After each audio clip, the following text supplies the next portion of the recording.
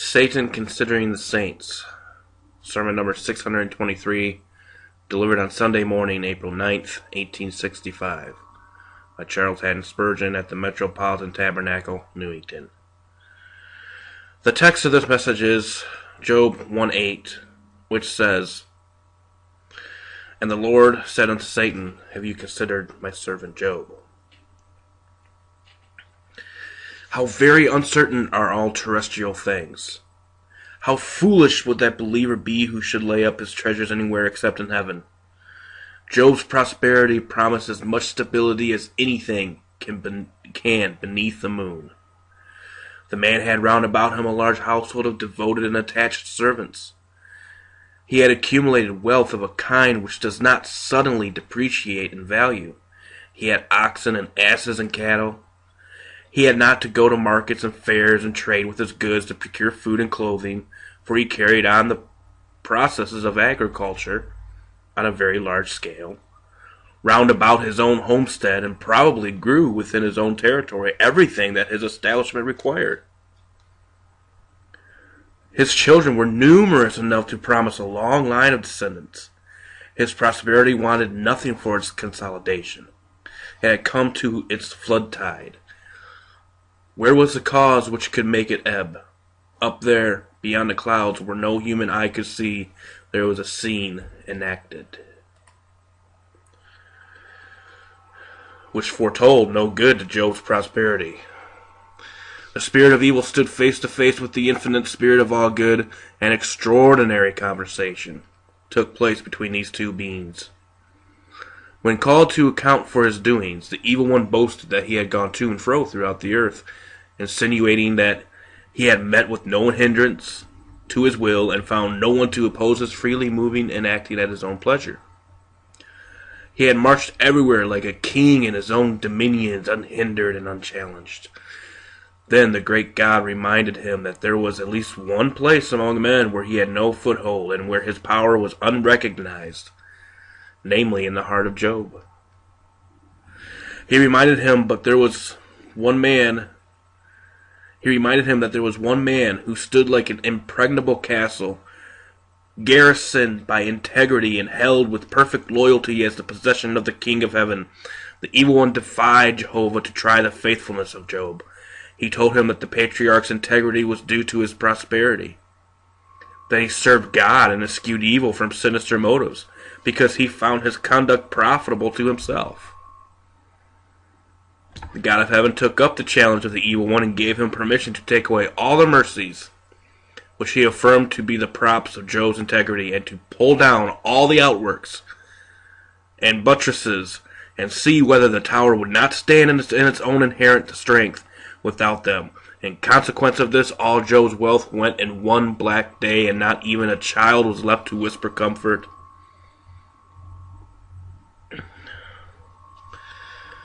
A second interview between the Lord and his fallen angel took place. Job was again the subject of conversation, and a great one, defied by Satan, permitted him to touch him in his bone and in his flesh, till the prince became worse than a pauper.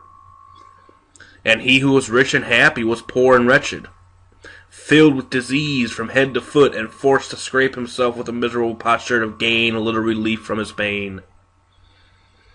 Let us see in this mutability of all terrestrial things. He has founded it upon the floods, is David's description of this world. And if he found it on the floods, can you wonder that it changes often? Put not your trust in anything beneath the stars. Remember that change is written on the forefront of nature. Say not, therefore, my mountain stands firm, it shall never be moved. The glance of Jehovah's eyes can shake your mountain into dust. The touch of his foot can make it like Sinai, to melt like wax and to be altogether on smoke. Set your affection on things above, where Christ sits on the right hand of God, and let your heart and your treasures be where neither moth nor rust does corrupt, nor thieves break through and steal. The words of Bernard may here instruct us that it is the true and chief joy which is not conceived from the creature, but received from the Creator, which being one possessed, none can take from you, compared with which all other pleasure is torment. All joy is grief. Sweet things are bitter. All glory is baseness, and all delectable things are despicable. This is not, however, our subject this morning, except thus much as merely an introduction to our main discourse. The Lord said to Satan, "Have you considered my servant Job?" Let us deliberate. First, in what sense the evil spirit may be said to consider the people of God. Secondly, let us notice what it is that he considers about them. And then thirdly, let us comfort ourselves by the reflection that one who is far above Satan considers us in a higher sense. First then, in what sense may Satan be said to consider the people of God? Certainly not in the usual biblical meaning of the term, consider. O Lord, consider my people. Consider my meditation. Blessed is he that considers the poor. Such consideration implies goodwill and a careful inspection of the object benevolence with regard to a wise distributor of favor. In that sense, Satan never considers any. If he has any benevolence, it must be towards himself. All his considerations of other creatures are of the most malevolent kind. No meteoric flash of good flits across the black midnight of his soul, nor does he consider us as we are told to consider the works of God. That is, in order to derive instruction as to God's wisdom, love, and kindness, he does not honor God by what he sees in his works or in his people. It is not with him. Go to the ant, consider her ways, and be wise. He goes to the Christian and considers his ways and becomes more foolishly God's enemy than he was before. The consideration which Satan pays to God's saints is upon this wise. He regards them with wonder when he considers the difference between them and himself. A traitor, when he knows the thorough villainy and the blackness of his own heart, cannot help being astounded when he is forced to believe another man to be faithful.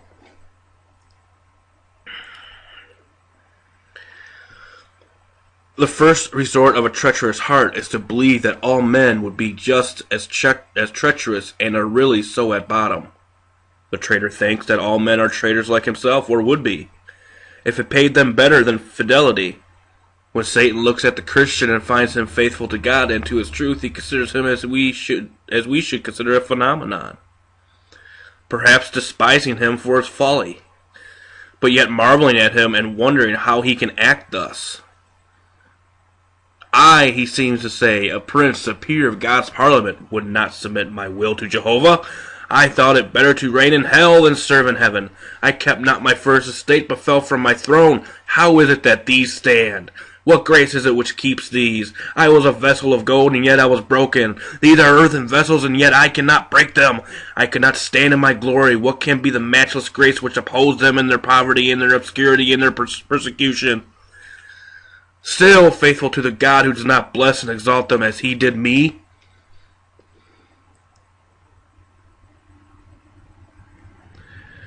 It may be that he also wonders at their happiness. He feels within himself a seething sea of misery. There is an unfathomable gulf of anguish within his soul, and when he looks at believers, he sees them quiet in their souls, full of peace and happiness, and often without any outward means by which they should be comforted,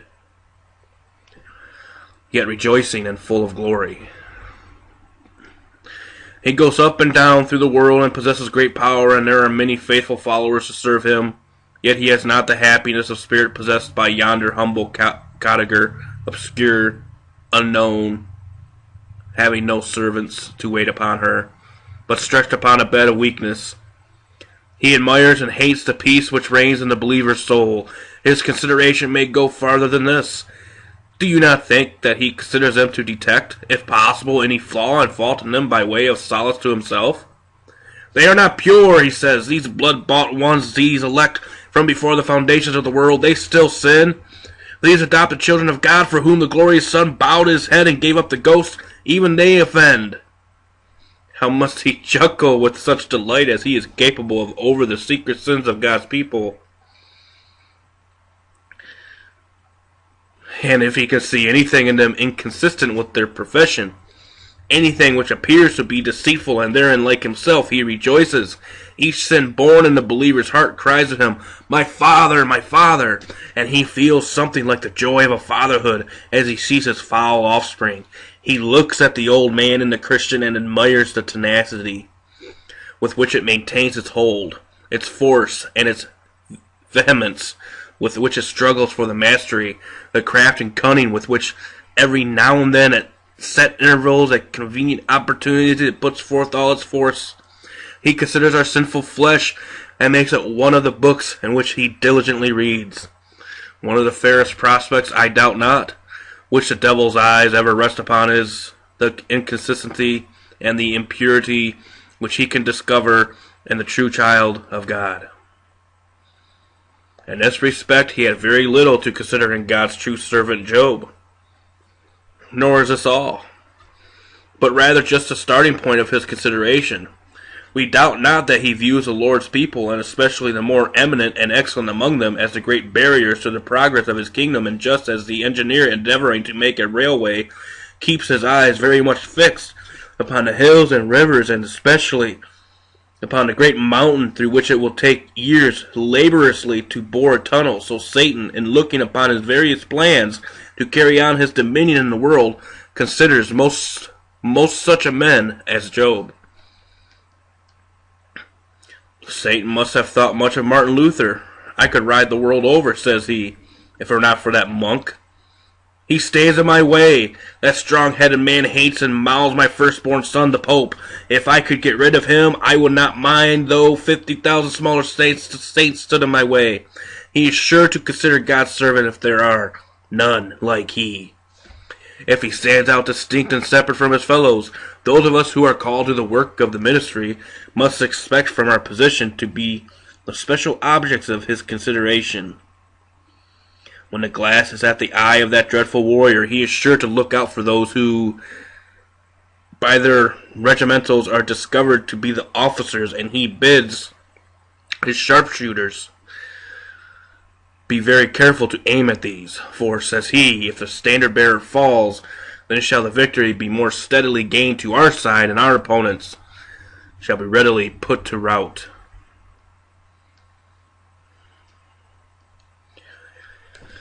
If you are more generous than other saints, if you live nearer to God than others, as the birds peck most at the ripest fruit, so may you expect Satan to be most busy against you.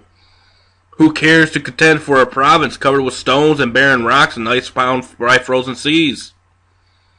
But in all times there is sure to be a contention after the fat valleys where the wheat sheaves are plenteous, and where the farmer's toil is well requited, and thus for you who honor God most, Satan will struggle very sternly. He wants to pluck God's jewels from his crown, if he can, and take the Redeemer's precious stones, even from the breastplate itself. He considers, then, God's people. Viewing them as hindrances to his reign, he contrives methods by which he may remove them out of his way or turn them to his own account. Darkness would cover the earth if he could blow out the lights. There would be no fruit to shake like Lebanon if he could destroy that handful of corn upon the top of the mountains. From now his perpetual consideration is to make the faithful fail from among men. It needs not much wisdom to discern that the great object of Satan is considering God's people is to do them injury. He scarcely think he hopes to destroy the really chosen and blood-bought heirs of life. My notion is that he is too wise for that. He has been foiled so often when he has attacked God's people that he can hardly think he shall be able to destroy the elect. And remember the soothsayers, who are very nearly related to him, spoke to Haman in this way. If Mordecai is of the seed of the Jews, before whom you have begun to fall, you shall not prevail against him, but shall surely fall before him. He knows right well that there is a seed royal in the land against whom he fights in vain.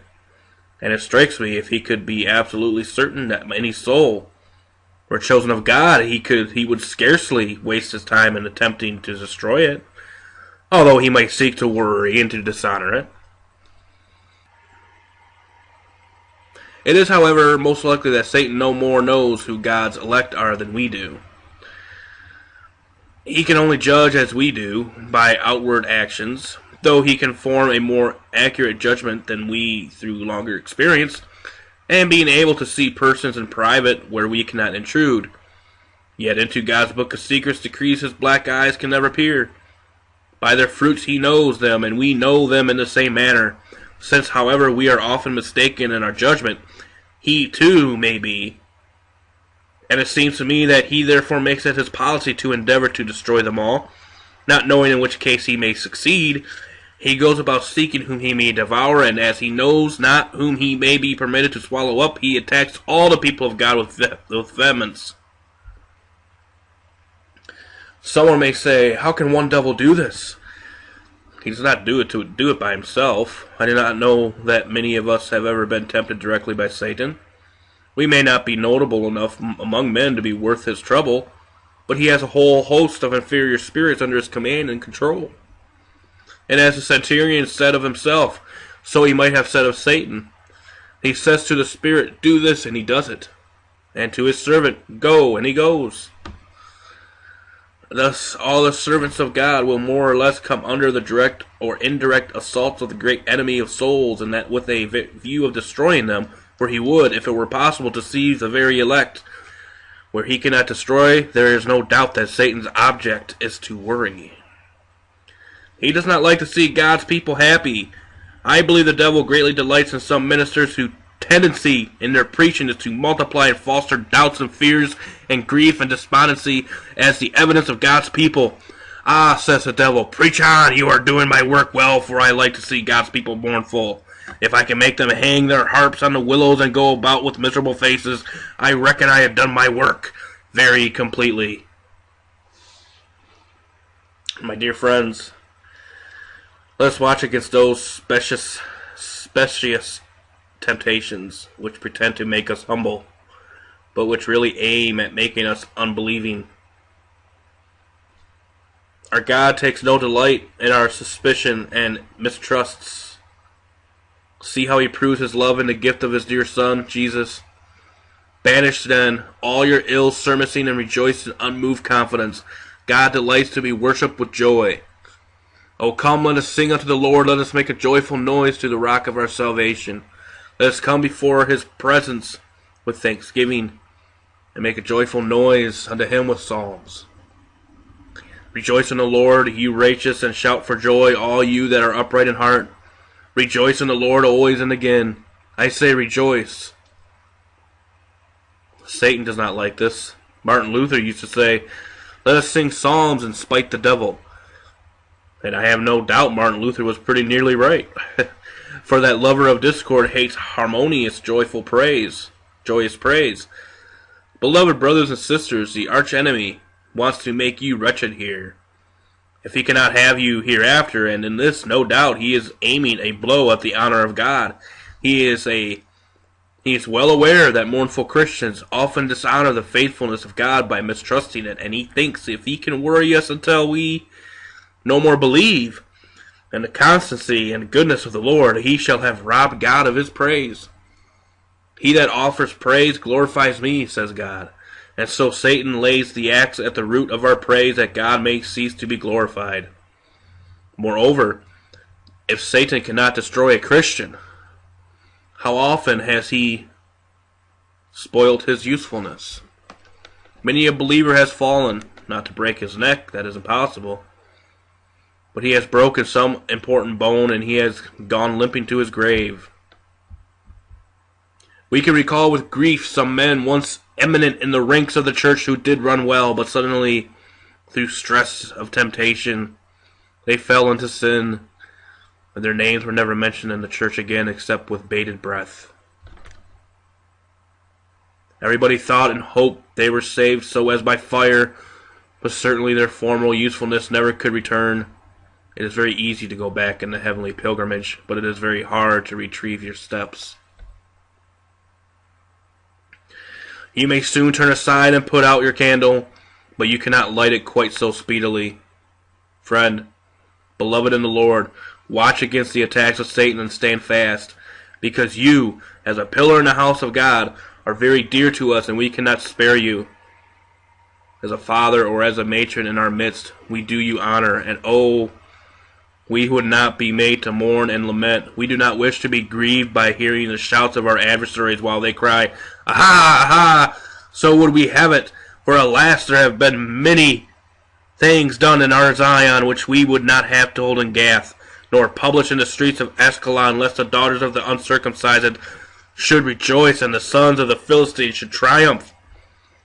Oh, may God grant us divine grace as a church to stand against the wiles of Satan and his attacks, that having done his worst he may gain no advantage over us, and have, after having considered and considered again, and counted well our towers and bulwarks, he may be compelled to retire, because his battering rams cannot jar so much as a stone from our ramparts, and his slings cannot slay one single soldier on the walls. Before I leave this point, I should like to say that perhaps it may be suggested, how is it that God permits this constant malevolent consideration of his people by the evil one? One answer, doubtless, is that God knows what is for his own glory, that he gives no account of his matters, that having permitted free agency and having allowed for some mysterious reason the existence of evil, it does not seem agreeable with his having done so to destroy Satan. But he gives him power that it may be a fair hand-to-hand fight between sin and holiness, between divine grace and craftiness. Besides, be it remembered that incidentally the temptations of Satan are of service to the people of God. Fenelon says they are the file which rubs off much of the rust of self-confidence. And I may add, they are the horrible sound in the sentinel's ear which is sure to keep him awake. An experimental divine remark, and there is no temptation in the world which is so bad as not being tempted at all. For to be tempted will tend to keep us awake. Whereas being without temptation, flesh and blood are weak. And though the spirit may be willing, yet we may be found falling into slumber. Children do not run away from their father's side when big dogs bark at them. The howling of the devil may tend to drive us nearer to Christ, may teach us our own weakness, may keep us upon our own watchtower, and be made the means of preservation from other ills. Let us be sober, let us be vigilant, because our adversary the devil, like a roaring lion, goes about seeking whom he may devour. And let us who are in prominent position be permitted affectionately to press upon you one earnest request, namely, brethren, pray for us, exposed as we are peculiarly to the consideration of Satan. We may be guarded by divine power. Let us be made rich by our faithful prayers, that we may be kept even to the end. Secondly, what is it that Satan considers with a view to the injury of God's people? It cannot be said of him as of God that he knows us altogether, but since he has been now nearly 6,000 years dealing with poor fallen humanity, he must have acquired a very vast experience in that time.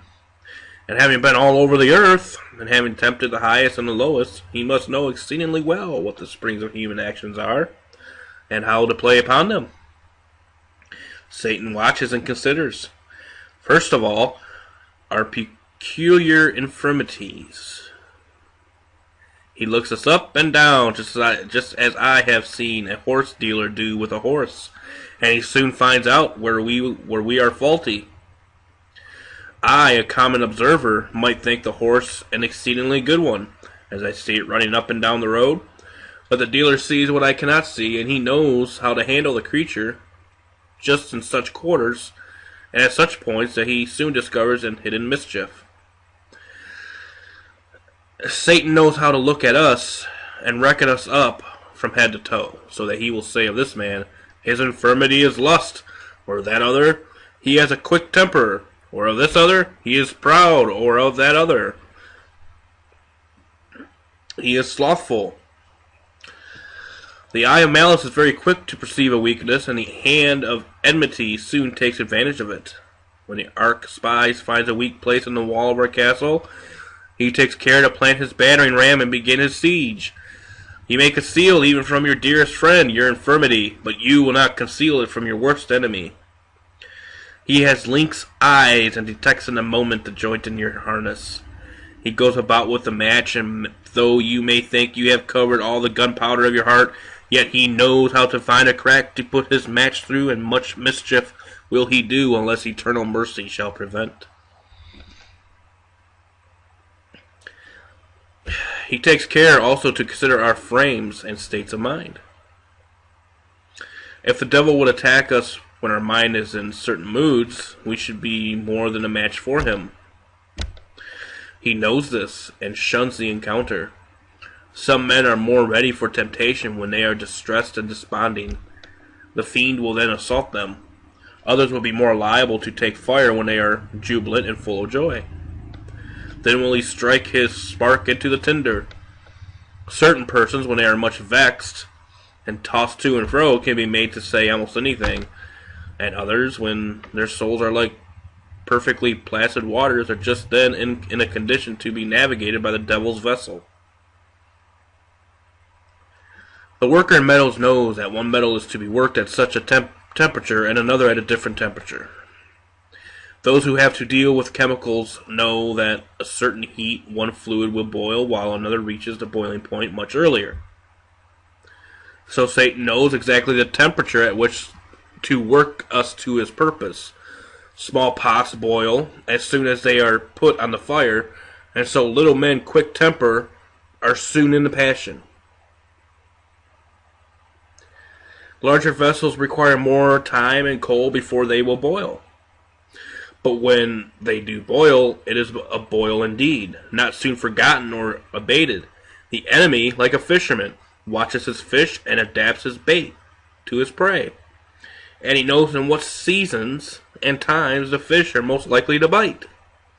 The hunter of souls comes upon us unawares, and often we are overtaken in the fault, or caught in a trap through an unwatchful frame of mind. That rare collector of choice sayings, Thomas Spencer, has the following, which is much to the point. The chameleon, when he lies on the grass to catch flies and grasshoppers, takes upon him the color of the grass, as the polypus does the color of the rock under which he lurks, that the fish may boldly come near him, without any suspicion of danger. In like manner, Satan turns himself into that shape which we least fear, and sets before us such objects of temptation as are most agreeable to our natures, so that he may the sooner draw us into his net. He sails with every wind and blows us that way which we incline ourselves through the weakness of nature. Is our knowledge in matters of faith deficient? He tempts us to error. Is our conscience tender? He tempts us to scrupulosity and too much preciseness. Has our conscience, like the ecliptic line, some latitude? He tempts us to carnal liberty. Are we bold-spirited? He tempts us to presumption. Are we presumption? Are we timorous and distrustful? He tempts us to desperation. Are we of a flexible disposition? He tempts us to inconsistency or inconstancy. Are we stiff? He labors to make obstinate heretics, schematics of rebels of us. Are we of an austere temper? He tempts us to cruelty. Are we soft and mild? He tempts us to indulgence and foolish pity. Are we hot in matters of religion? He tempts us to blind zeal and superstition. Are we cold? He tempts us to loud-seeing lukewarmness.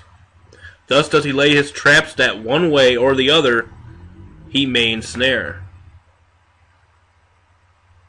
He also takes care to consider our position among men.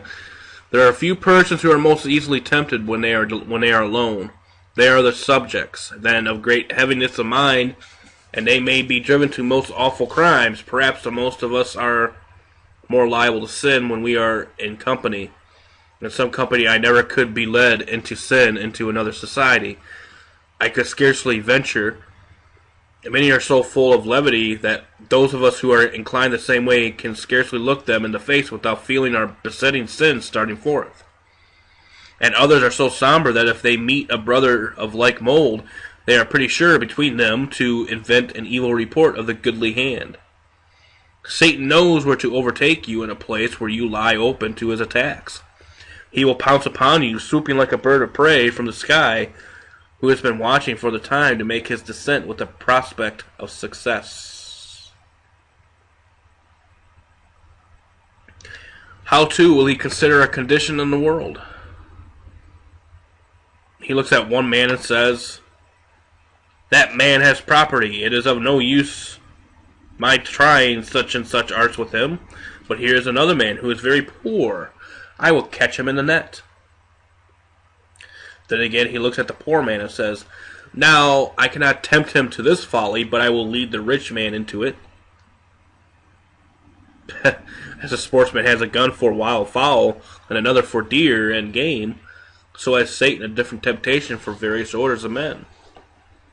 I do not suppose that the queen's temptation ever will annoy Mary the kitchen maid. I do not suppose, on the other hand, that Mary's temptation will ever be very serious to me. Probably you could escape from mine. I do not think you could, and I sometimes fancy I could bear yours, though I question if I could.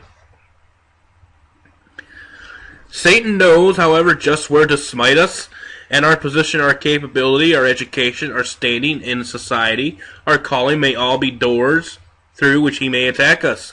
You who have no calling at all are in peculiar peril.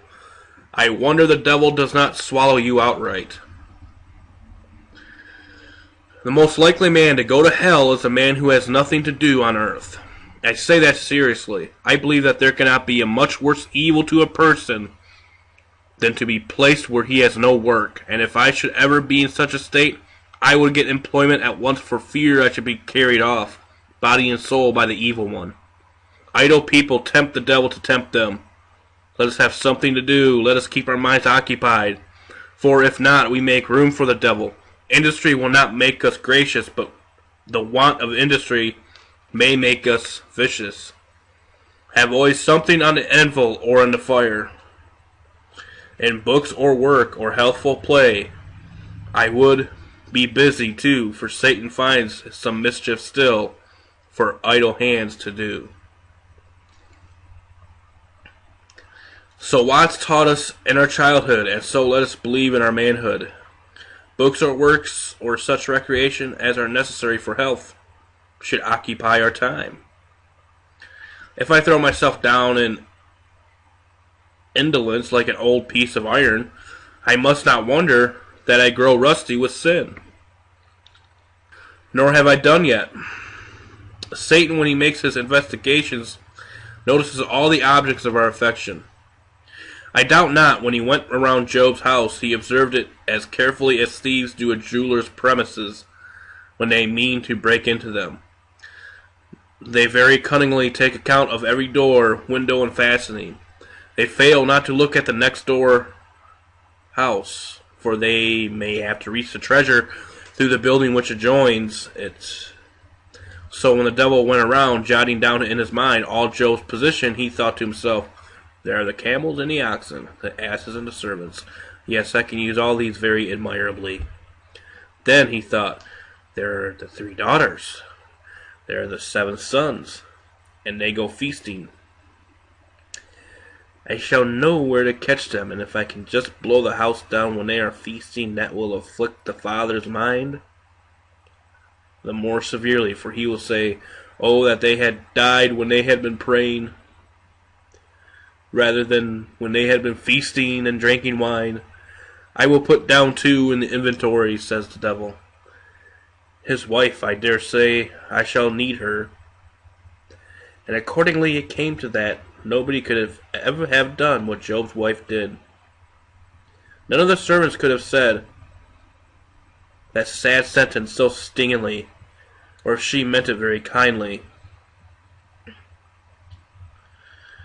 None could have said it with such a fascinating air as Job's own wife. "Bless God and die," as it may be read, or "curse God and die." Ah, Satan, you have plowed with Job's heifer, but you have not succeeded. Job's strength lies in his God, and not in his hair, or else you might have shorn him as Samson was shorn. Perhaps the evil one had even inspected Job's personal sensibilities and so selected that form of bodily affliction which he knew to be most dreaded by his victim. He brought upon him a disease which Job may have seen and shuddered at in poor men outside the city gates. Brethren, Satan knows quite as much in regard to you. You have a child, and Satan knows that you idolize it. Ah, he says, there is a place for my wounding him. Even the partner of your bosom may be made a quiver in which hell's arrows shall be stored till the time may come, and then she may prove the bow from which Satan will shoot them. Watch even your neighbor and her that lies in your bosom, for you know not how Satan may get an advantage over you.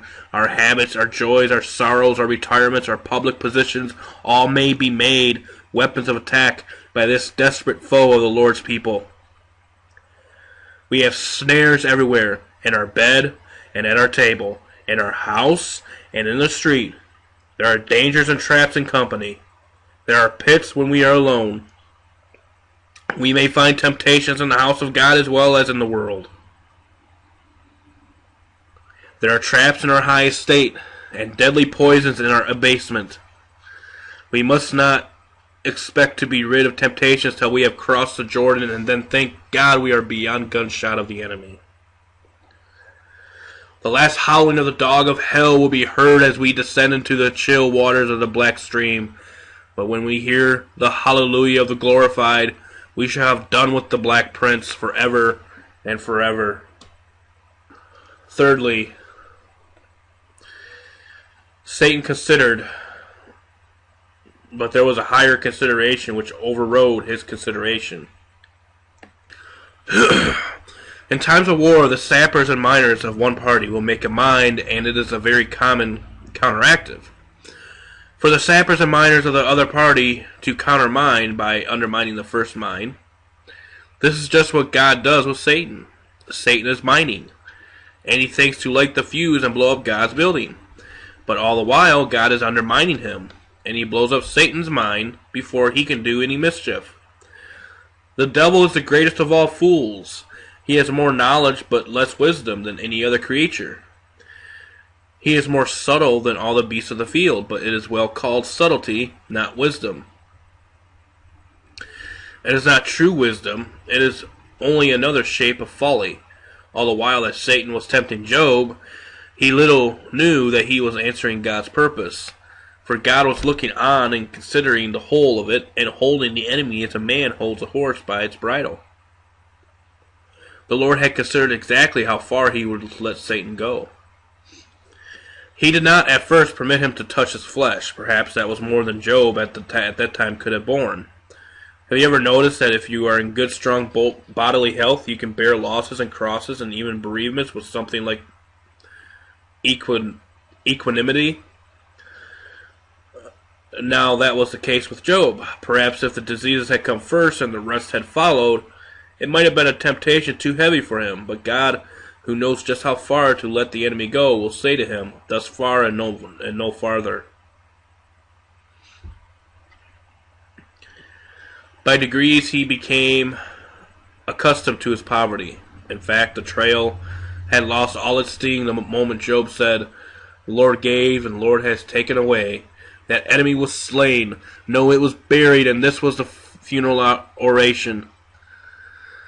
Blessed be the name of the Lord. When the second trial came, the first trial had qualified Job to bear the second.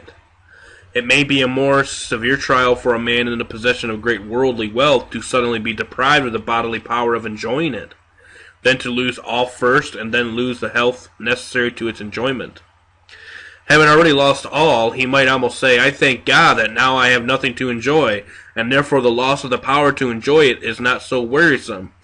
I have not say, how I wish I could go out into my fields and see to my servants, for they are all dead.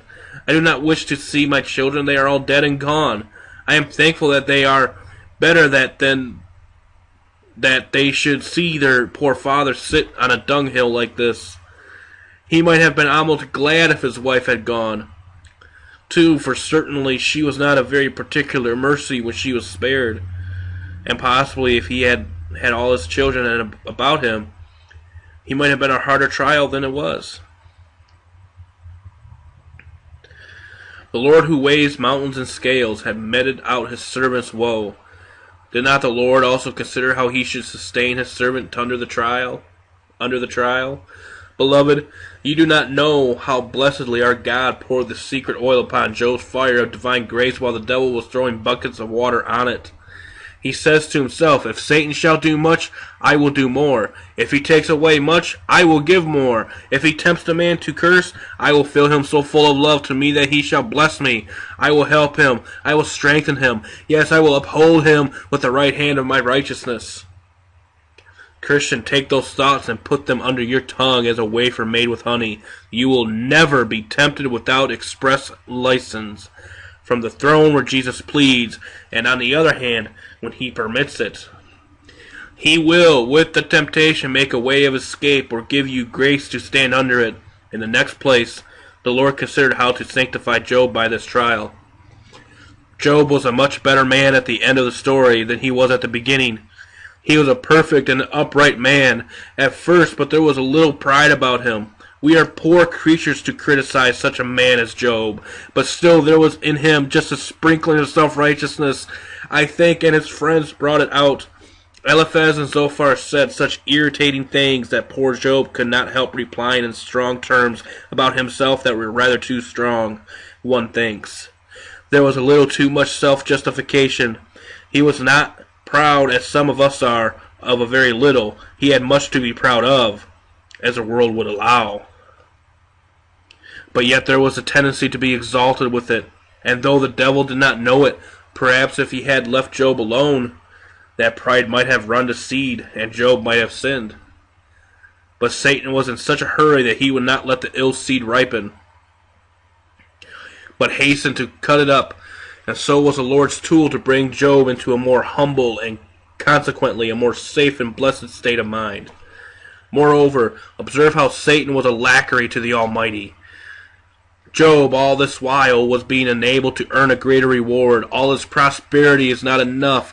God loves Job so much that he intends to give him twice as much property. He intends to give him his children again. He means to make him a more famous man than ever, a man whose name shall ring down the ages, a man who shall be talked of through all generations. He is not to be the man of Uz, but of the whole world. He is not to be heard of by a handful in one neighborhood, but all men are to hear of Job's patience in the hour of trial.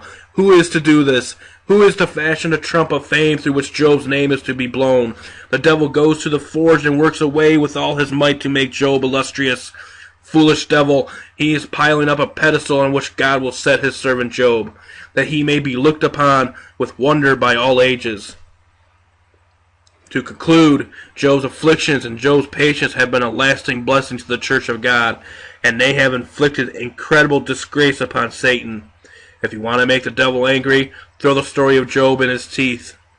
If you desire to have your own confidence sustained, may God the Holy Spirit hedge you into the patience of Job. Oh, how many saints have been comforted in their distress by this history of patience. How many have been saved out of the jaw of the lion and from the paw of the bear of the dark experiences of the patriarch of Uz. O Archfiend, how are you taken in your own net? You have thrown a stone which has fallen on your own head. You made it a pit for Job and have fallen into it yourself. You are taken in your own craftiness. Jehovah has made fools of the wise and driven the diviners mad. Brethren, let us commit ourselves in faith to the care and keeping of God. Come poverty, come sickness, come death, we will in all things through Jesus Christ's blood be conquerors, and by the power of his Spirit we shall overcome at last. I would God we were all trusting in Jesus. May those who have not trusted him be led to begin this very morning, and God shall have all the praise in us all forevermore. Amen. Pray the Holy Spirit will use the sermon to bring many to a saving knowledge of Jesus Christ. Truth be told, truth be known, stay safe. God bless. We'll see you next time. Bye-bye.